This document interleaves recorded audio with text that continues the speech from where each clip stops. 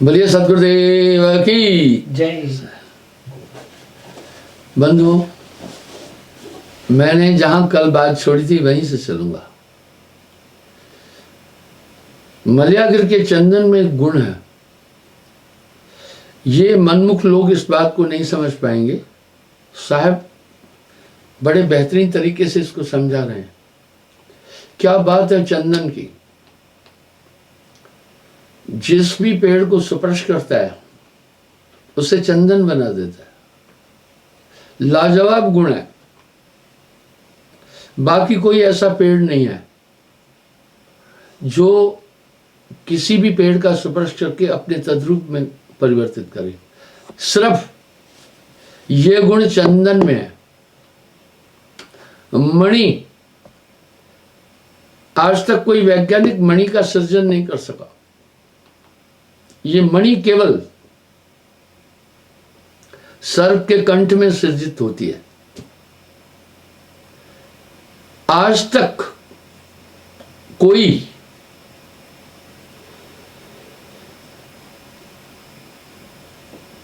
मोती का सृजन नहीं कर पाया।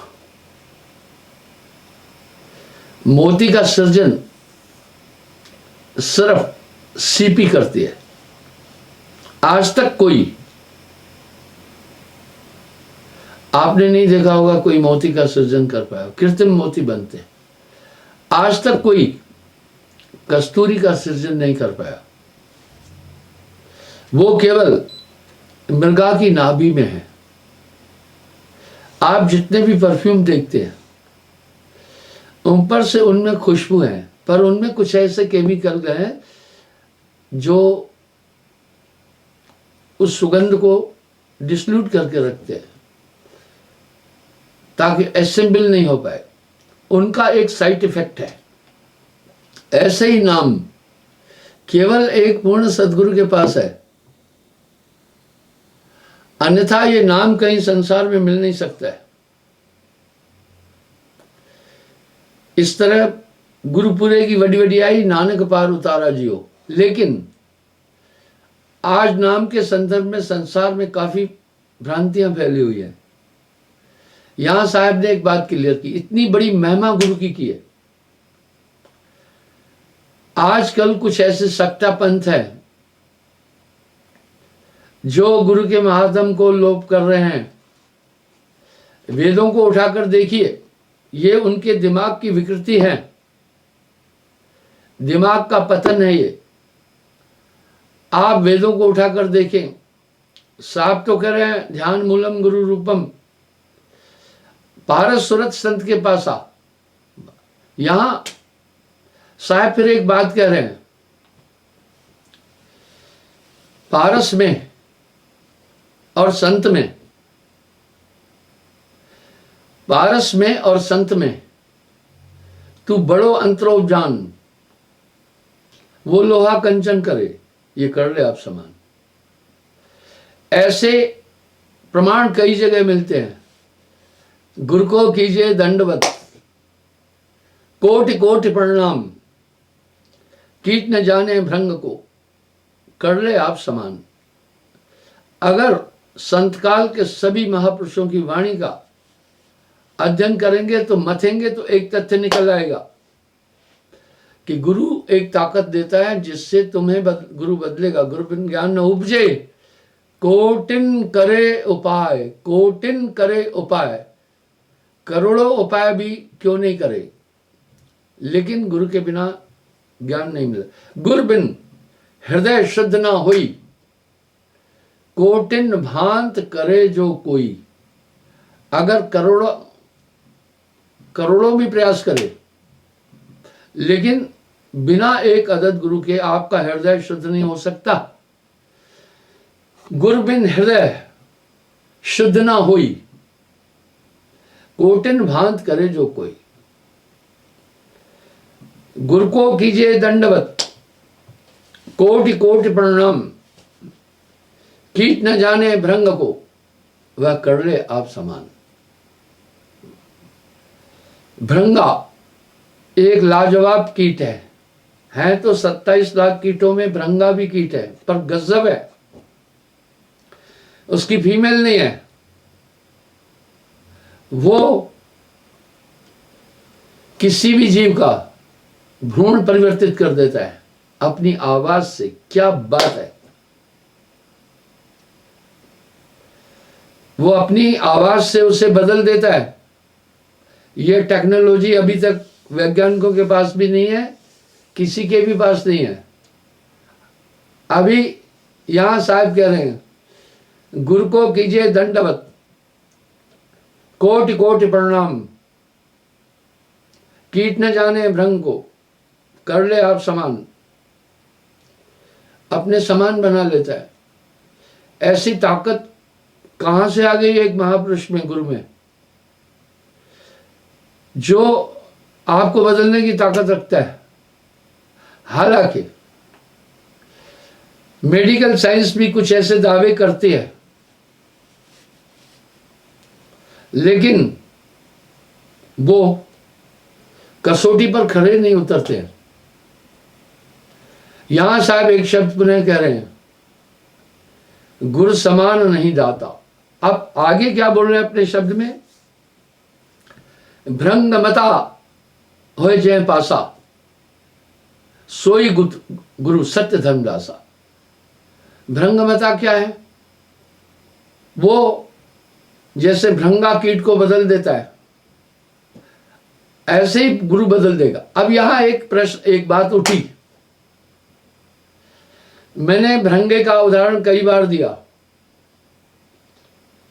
कोई प्रथम शब्द कह ले, कुछ भ्रंगे वो है, कीट वो है जो फर्स्ट एटम्प्ट में ही शब्द को धारण करते।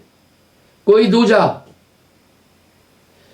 कुछ थोड़े जटिल है दूसरे में, कोई तीजा माने।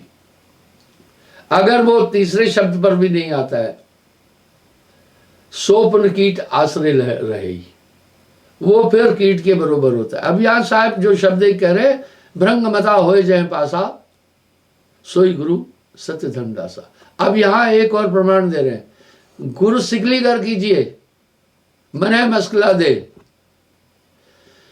गुरु सिकली कर कीजिए, मने मस्कला दे। जन्म जन्म का मोर्चा पल में डारे धोए। निसंदेह पारस सूरत संत के पासा, उसके पास पारस सूरत है। जन्म जन्म का मोर्चा, मोर्चा कहते हैं जंग को। जैसे लोहे को आग में जैसे छोड़ते हैं, बस पूरी जंग खत्म हो जाती, जला देता है वो। इस तरह सुरत मान स्थिर करो, गुर में दे समाए, कहे कबीर धर्मदास से अगम पंथ लखाए। आपको ध्यान होगा, मैंने अमरलोक पर कई बार शब्द कहे हैं। आज पुनः उदाहरण देता हूं मैं आपको दरिया साहब के शब्द से। तीन लोक के ऊपरे अभय लोक विस्तार। ये अगर आप सभी संतों की वाणी की तरफ ध्यान देंगे, जो संत काल के संत हैं, तो उन्होंने उस देश की बात की है, नाम की बात की है, गुरु की बात की है, और एक पूर्ण गुरु की बात की है। वो 350 साल संत काल रहा। उस समय वो डंका पिटा था कि बाकी सभी उपासनाओं को क्लोज कर दिया था। उदाहरण देता हूं, कबीर साहब ने अपनी वाणी में खुद कहा, वो कह रहे हैं 52 लाख को दीनों बीड़ा, 36 लाख लगाए तीरा। हाँ, बीड़ा नाम को कह रहे हैं। यहां साहब कह रहे हैं मैंने 52 लाख लोगों को नाम दिया, उसमें 36 लाख पार किए। इसका मतलब है लगभग 31% लोग साहब से भी सिल्फ खा गए थे। गुरु बेचारा क्या करे जब चेला खोटा हुए। इसलिए एक सामूहिक शब्द में साहब ने पूरे संशयों का निराकरण कर दिया। नाम सत्य, गुरु सत्य हो, आप सत्य जो होए, तीन सत्य जब एक हो तो विश्व से अमृत होए। मैं उस देश में जाने का आपको सूत्र बताता हूं। कोई भी स्थूल शरीर से कभी नहीं जा सकता है। आप कल्पना करो, जहां 500 साल तक तुर्की घोड़ा पूरी स्पीड में अगर दौड़े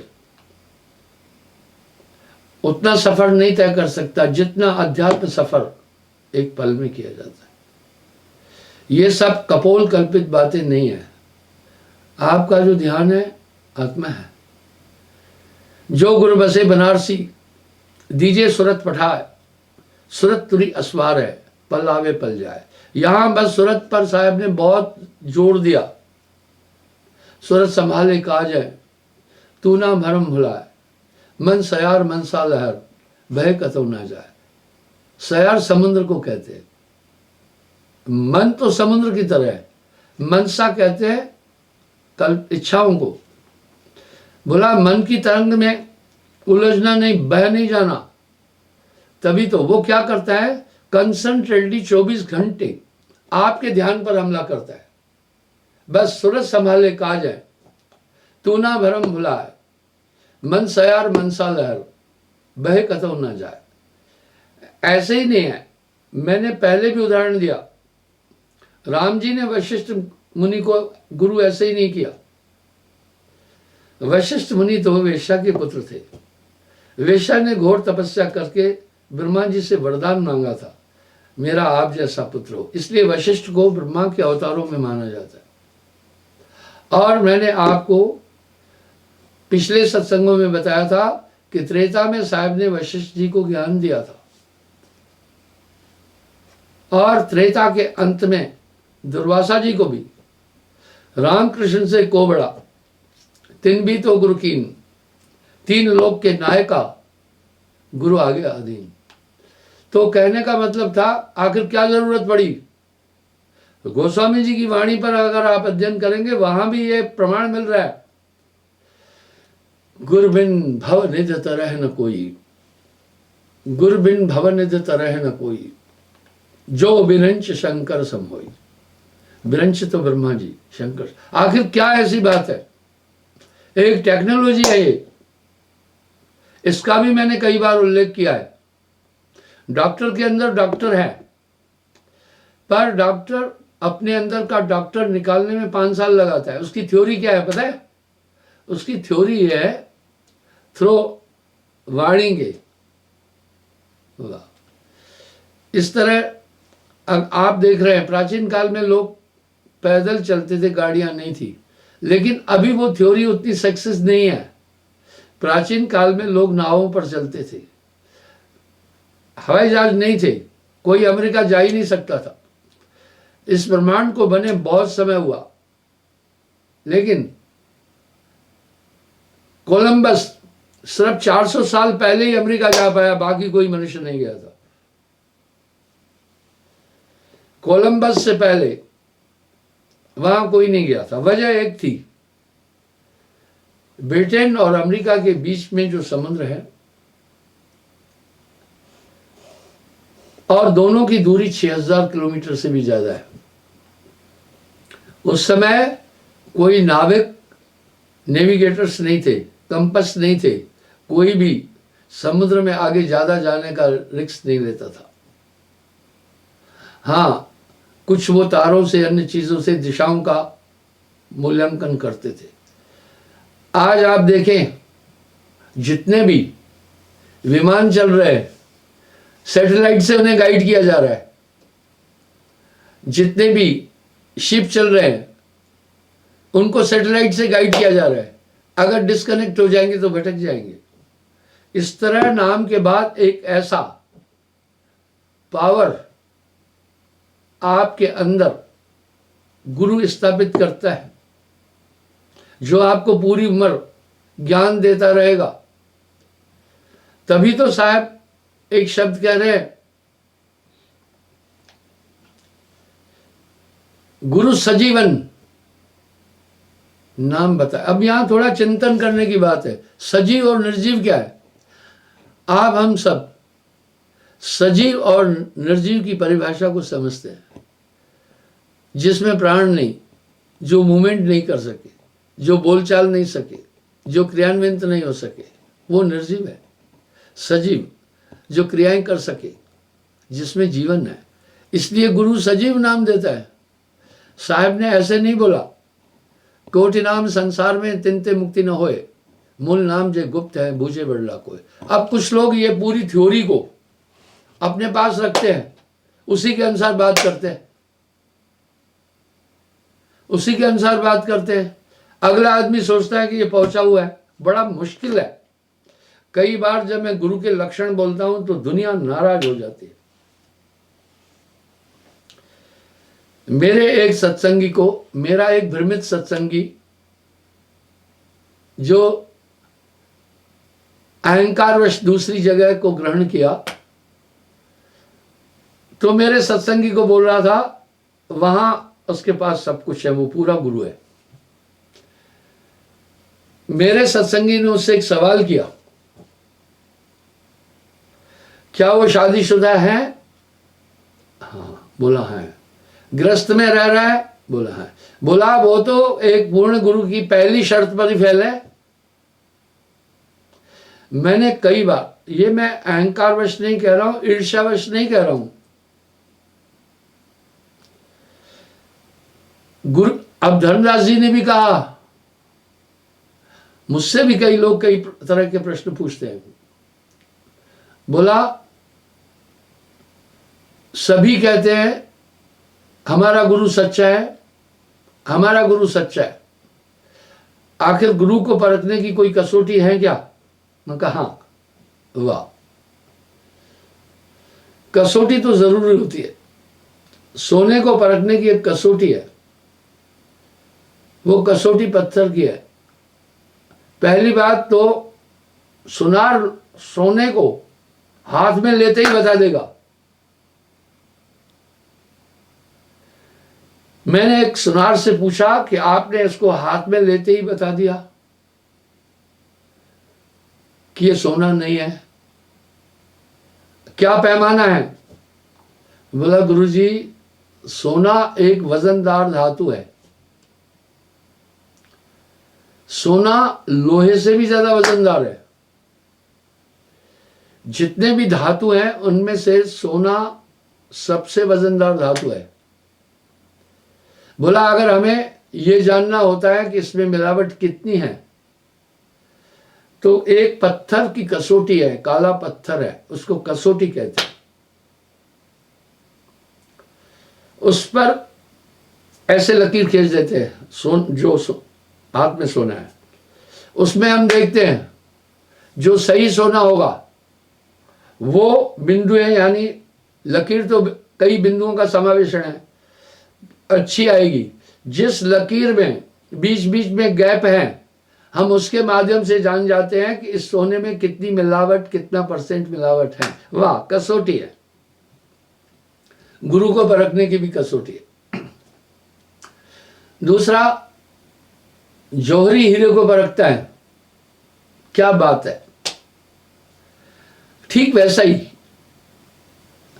फौज में जब आदमी रिक्रूटिंग के लिए जाता है, भर्ती होने के लिए, तो रिक्रूटिंग ऑफिसर पहले ही नजर से उसका पूरा विवरण ले लेता है। वो अधिकतर क्या करता है, लाइन में खड़े होते हैं लोग। मैं 68 में आर्मी ज्वाइन किया, तो नजर से बोलता जाता है इधर जाओ, यानी जाओ, उधर जाओ, इधर जाओ, उधर जाओ।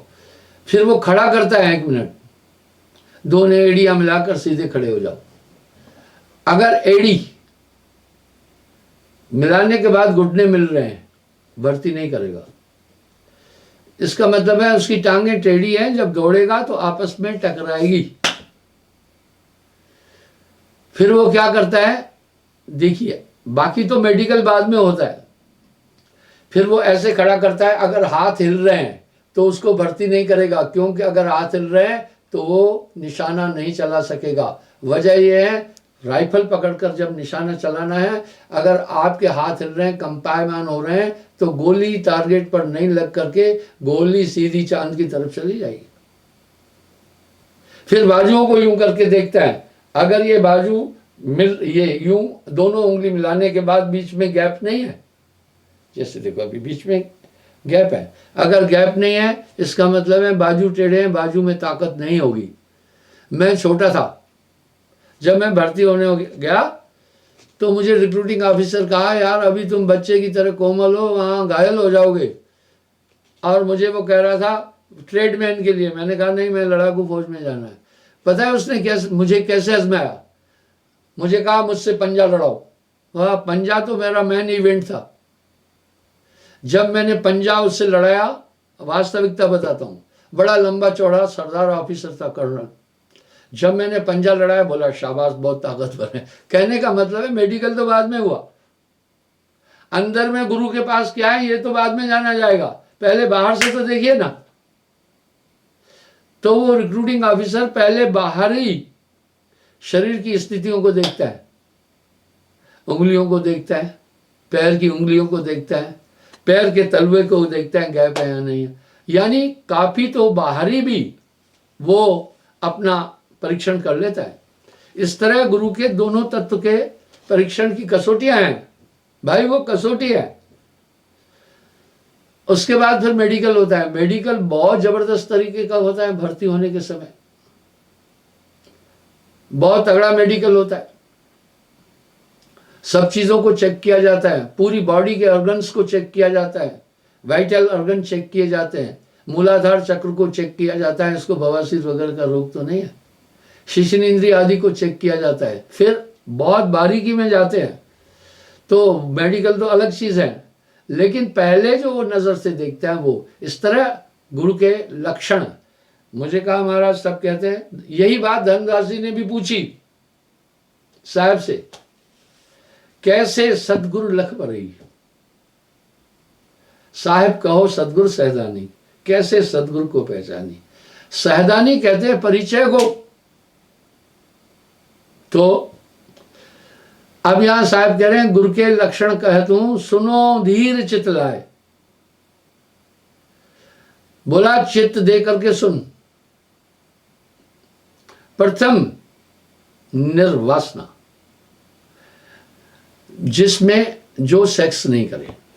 अब यहां पर सवाल आया सेक्स और एक महात्मा की सेक्स से कैसे पहचान करें। क्या सेक्स करने वाला पूर्ण सदगुरु नहीं हो सकता है? आइए मैं बताता हूं, मैं लिखित दिखाऊंगा जिससे आपको बोध होगा।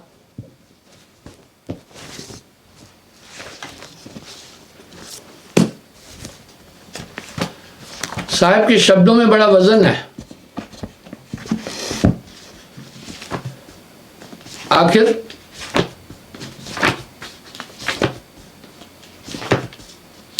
इससे क्या संबंध है?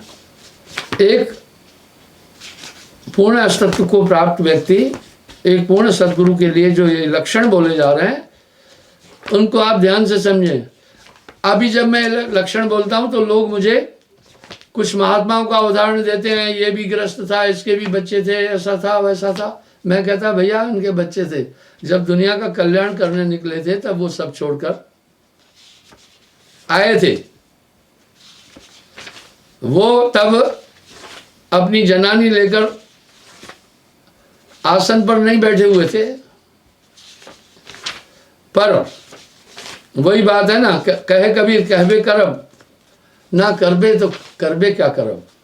वो साहब ने बड़ा स्ट्रिक्टली कहा है इस पर।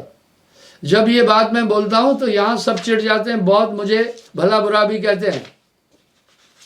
साहब अपनी वाणी में क्यों कह रहे हैं बार बार ग्रस्त गुरु कबो न कीजिए, इनको दूर ही से तज दीजिए। जाका गुरु है ग्रही चेला ग्रही होए, कीच कीच के धोते मैल न जाए कोई। वाह, कह रहे हैं जिसका गुरु ग्रही है चेला भी ग्रही होगा।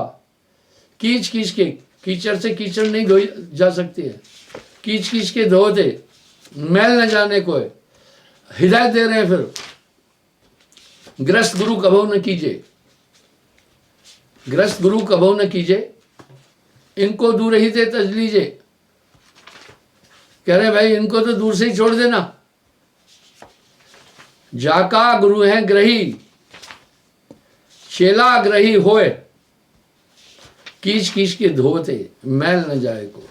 इसलिए कुछ लोगों ने जब साहब ने ये बोला तो उनको अजीब लगा। उन्होंने क्या किया, कबीर साहब को ही ग्रस्त बना दिया, ताकि वो कहे अरे भाई तुम्हारा कबीर भी तो बाल बच्चे वाला था। सच ये है, साहब अपनी वाणियों में हर जगह कह रहे हैं, ना हमारे माता पिता हैं, ना ग्रही ना दासी, नीरू के घर हाथ नाम धराया जग में हो गई हासी। कह रहे भाई नीरू के घर नाम धराया जग में हो गई हंसी। तो कहने का ये भाव है। अब वो फिर हमें एग्जाम्पल देते हैं, कहते हैं फलाना का भी गुरु था, वो भी बाल बच्चे वाला था, वो भी था। अरे भैया थे, मैं एग्जाम्पल देता हूँ। भैया नानक देव जी महाराज के 2 बच्चे थे, लक्ष्मी चंद बाबा श्री चंद। लेकिन नानक देव जी महाराज जब संसार छोड़कर चले अपना संन्यास में, अपनी गद्दी भी वो भाई लहणा जो अंगद देव जी महाराज को दिया, उन्होंने बच्चों को नहीं दिया था। वो एक महान संत थे। कहने का मतलब है लोग, क्योंकि लोग भ्रमित करते हैं इसलिए वो उस तरफ नहीं जा रहे हैं, उस चीज को नहीं समझ रहे हैं। पर साहब ने इसको स्पष्ट कर दिया और सख्त शब्दों में कह दिया, ग्रस्त गुरु कभो न कीजिए, इनको दूर ही तेजी। आखिर वजह क्या है? साहब ने एक बात फिर कही, ग्रही होकर कथे ज्ञान बा, अमली होकर करे ध्यान, साधु होके कूटे भग, कहे कबीर ये तीनों ठग। तो जब ये बातें आई, अब आप सुने, गुरु के लक्षण कह तुम,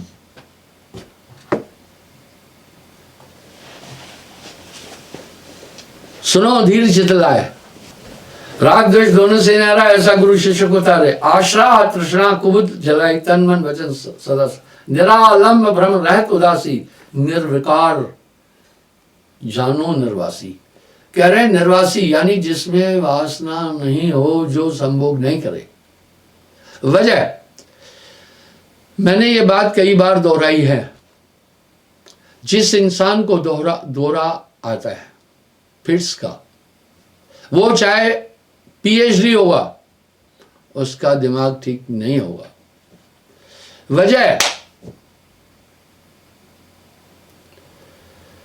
वजह यह है, जब दौरा आता है ब्रेन की सब कोशिकाएं हाईली शिवरिंग करती है, इसलिए मस्तिष्क का संतुलन बिगड़ जाता है और आदमी गिर पड़ता है। कभी कभी वो मुंह के बल गिरता है। उसके बाद कुछ समय बाद जब उठता है तो हम क्या सोचते हैं कि अब ये ठीक हो गया। नहीं हुआ ठीक। उस दौरे का प्रभाव उस पर हमेशा के लिए रहेगा। मस्तिष्क फिर वापस उस पॉइंट तक नहीं आ सकेगा। मैं एक बात और बोलता हूं, वो ध्यान से सुनना। हां, अगर आंखों में किसी लोकल कारण से विकार आ गया है तो अलग बात है, लेकिन अगर आंतरिक रूप से आंखों में विकार आया, चश्मा पहनने वाला आदमी कभी भी वेल कंसंट्रेट नहीं हो पाता है। वो एक जैसे एक बूढ़ा आदमी लाठी लेता है ना, क्योंकि वो चलने में सक्षम नहीं है। अभी वैज्ञानिकों ने आंखों को भी वाइटल ऑर्गन में मान लिया। पहले 4 मान रहे थे ना, kidney, liver, heart and brain. अभी आई को भी वाइटल ऑर्गन मान लिया। तो इसका मतलब है उसने चश्मे का सहारा लिया है। प्रॉपर आंखें काम नहीं कर रही है, इसलिए उसने जैसे बूढ़ा आदमी लाठी का सहारा लिया। लाठी का सहारा क्यों लिया? बॉडी का बैलेंस अपना ठीक नहीं था इसलिए लिया। अब ये आंखें मस्तिष्क की है। जब आंखों में ये चश्मा लगाया आपने तो आपने एक लाठी पकड़ ली है, फिर ठीक है, आपने लाठी पकड़ लिया। जैसे चश्मा उतारोगे चक्कर आएगा आपको, कुछ नहीं सूझेगा आपको। इसका मतलब है एक कृत्रिम सहारे पर हुआ। ये आंखें हैं ही मस्तिष्क की।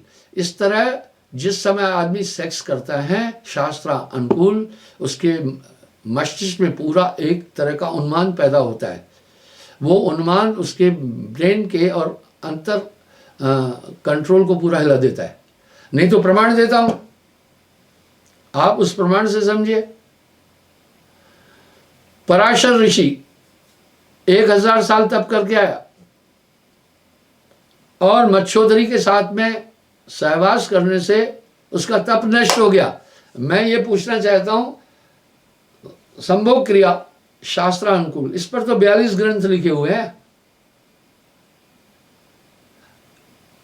1-1.5 मिनट का खेल होता है, लोग आदमी को भ्रमित करते हैं। सिर्फ आप पशुओं को देखें, जानवरों को देखें, चिड़ियाओं को देखें, पर उस समय जो प्रक्रिया मस्तिष्क में होती है वो पूरे मस्तिष्क के बैलेंस को हटा देती है। इसलिए आप देखना 95% लोग अनमेरिड ही वेल एजुकेशन लेते हैं। आप कहेंगे कुछ शादी करने के बाद में पीएचडी किया, मैं उसका उदाहरण देता हूं। जो उन्होंने पहले ब्रह्मचर्य जीवन में पूंजी संग्रहित की हुई थी उसी के आधार पर आगे पीएचडी किया है, ठीक है। उसके पास पहले ही पूंजी थी उस समय की, इसलिए ब्रह्मचर्य अवस्था ज्ञानार्जन के लिए है। तो जो भी संभोग करेगा उसके अंदर जो ब्रेन की कैपेबिलिटी है बहुत कम हो जाएगी, वो बहुत कम हो जाएगी। इसलिए ज्ञानी हमेशा चेतन रहता है। इसलिए गुरु निर्वासना होना चाहिए। देखिए निर्वासना ये शब्द मेरे लिखे हुए नहीं है। निर्मोही, उससे जगत के पदार्थ में आ सकती है। निर्बंध निशंका, निर्मोही का मतलब है उसका घर द्वार से संबंध नहीं हो, बाल बच्चे नहीं हो। आज क्या स्थिति चल रही है, बोलो साच कहो तो मारन जाए, झूठ कहा नहीं जाए।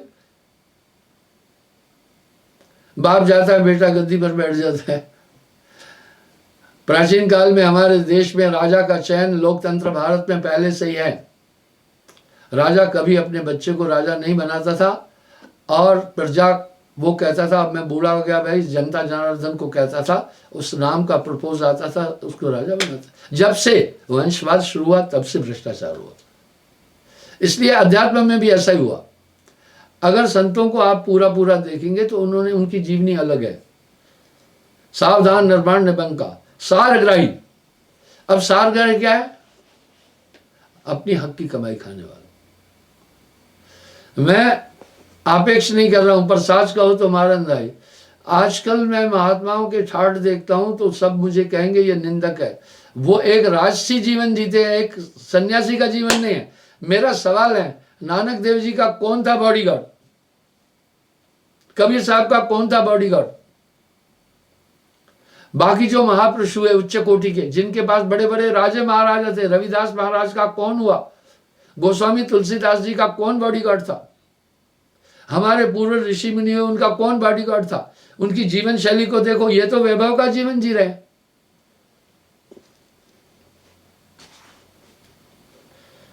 और सर्वज्ञी, सर्वज्ञी का मतलब है समस्त ध्यान का, स्थानों का ज्ञान हो, शास्त्रों का भी।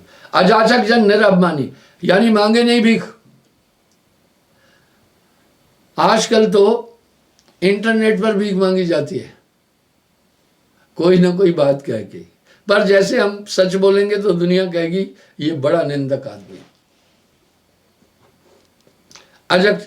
अजाचक जन निरअभिमानी, पक्ष रहते अस्त्र शुद्धवानी, निस्तरंग बाही पर तरंगी नहीं हो, मनमोजी नहीं हो। आज मस्ती आई ये काम करने गए, आज मस्ती आई वो काम करने दे गए। निष्कर्म निर्लिप्त अवंचा, किसी भी चीज में लिप्त ना हो। बोल अडोल भागे जो साची, कोई बात कहे ना काची। ये 7 गुण साहब कह रहे हैं, मैं अपनी तरफ से नहीं बोल रहा हूं। ता गुरु की शरण, या ये है। अब अध्यात्म दृष्टि से कैसा? अगर इन गुणों को और सर्वज्ञी और ईश्वर प्राप्त किया हुआ हो। नपुंसक शादी करता है तो अपराध है, क्योंकि विवाह तो जनरेशन चलाने के लिए। इसलिए जब तक, अब साहब कह रहे हैं पेट के कारण करे गुरुआई, पीढ़ी सहित नरक में जाई। दुनिया का आलम यह है। तो ता गुरु की शरण जयमित कार जीविका हुई निर्णय वाक्य उचारे सोई झाई संत काल का फेरा पारक ले करे गुरु जात बढ़ाई आश्रम मान बढ़ाई खोए जो सतगुरु के पल लगे साचा शिष्य है सोए। यहां साहब एक बात कह रहे हैं, ता गुरु की शरणागत लीजिए, पहली पहचान बता दी। अब वो मेरे शिष्य ने उससे पूछा, जो मेरा भ्रमित शिष्य था, वो दूसरों को भी भ्रमित करने का प्रयास कर रहा है। तो मेरे शिष्य ने पूछा कि भाई जिसकी बात आप कह रहे हैं आगे भी हैं, कुछ बोल रहे हैं, वो शादीशुदा ग्रस्त हैं कि नहीं? बोला हाँ। बोला वो पहली सीढ़ी से डाउन हो गया, तो फिर आगे क्या बात करना है मैंने आपसे? वो पहली सीढ़ी पर फेल हो गया, तो आगे क्या बात करना है उससे? पहला ही जो नियम है वो उसी को ही फॉलो नहीं कर रहा है। तो बंधुओं, मेरे कहने का ये भाव है, गुरु गुरु कहे सकल संसारा, गुरु सही सु तत्व विचारा। वजह क्या है? पूर्ण गुरु जब करूं निज सम ओए उस तत्व को प्राप्त करता है, उसके पास ये अध्यात्म शक्ति आ जाती है। पत्थर तो पारस भी तो पत्थर ही है ना, लेकिन वो सोने को, लोहे को सोना बना देता है। बाकी सभी पत्थर लोहे को सोना नहीं बना सकते हैं। इस तरह गुरु पूरे की वडी वडियाई, या नानक देव जी पूरे गुरु की वडी वडियाई करे, नानक पार उतारा जीव। वाह, जिसका डाडा सदगुरु होवे तिसनु मार न सके। इस तरह से वो क्या करता है, जन्म जन्म गुरु सिकली कर कीजिए, मने मस्कला दे, जन्म जन्म का मोर्चा पल में डारे ढोए। आप सोचे, जब मैं ये शब्दों का उच्चारण करता हूं तो मेरी बड़ी निंदा होती है। निंदो लोग मैनू निंदो, मैं इसकी चिंता नहीं कर रहा हूं, पर मैं न तो किसी का धर्मांतरण कर रहा हूं, न तो कुछ कर रहा हूं, ऐसा कुछ मेरा लक्ष्य नहीं है। हाँ, जब किसी का बस नहीं चलता है, आपका विरोधी तरह तरह के अभियोग आप पर लगाता है। इस तरह से ये सब चलता आया। आप देखें ना, कबीर साहब को 52 बार कसनी देनी पड़ी, नानक देव जी को कितना परेशान किया गया। बाकी संतों का एग्जाम्पल मिलता है, ये होता रहा है, ये होता रहेगा, वो जानते हैं। जैसे बॉक्सिंग में उतरने वाला बॉक्सर बॉक्सिंग रिंग में जाता है, वो सिर्फ ये तैयारी में नहीं जाता है कि ऐसे मारूंगा, वो ये भी तैयारी करता है कि मुक्का सहना है मुझे। इस तरह लोगों मैनू निंदो, मैनू निंदो। क्षमा चाहता हूँ, समय हो गया, कल फिर मैं हाजिर हो जाऊंगा साहिब।